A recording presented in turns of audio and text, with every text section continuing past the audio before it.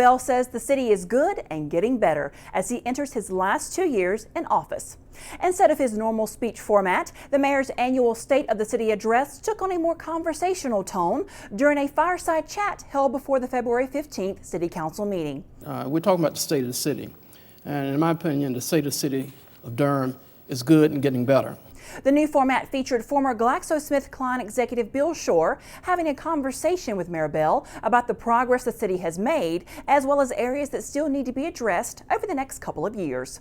One of the issues they discussed included what city and community leaders are doing to make sure that affordable housing is available to people at lower income levels. We've done a couple of things. One, a couple of years ago, the City Council was unanimous in dedicating 1 cent of the property tax to affordable housing.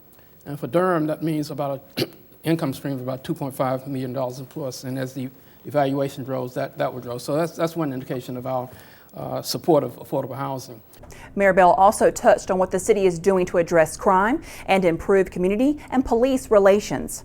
Much of this, including the planned use of police body cameras, is being accomplished through the implementation of recommendations by the city's Human Relations Commission. Another was written consent to search, which they recommended be implemented, and the police department is doing that.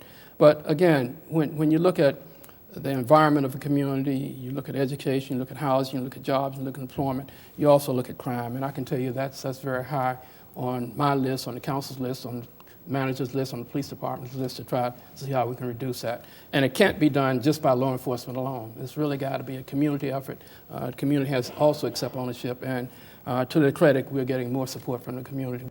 And turning to the growth and transformation that has taken place downtown, Shore pointed to the thriving food scene as an indication of the area's success.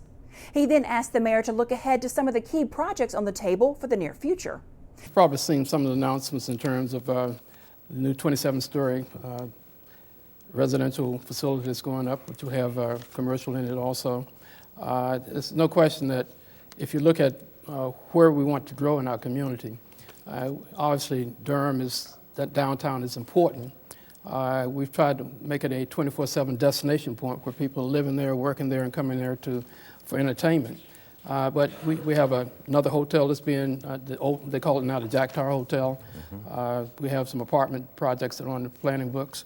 I think if you look at what's happening in our innovation district, the last factory that was available for adaptive reuse, the Chesterfield building, that is underway. So I think in the future you're going to see more people living downtown, working downtown.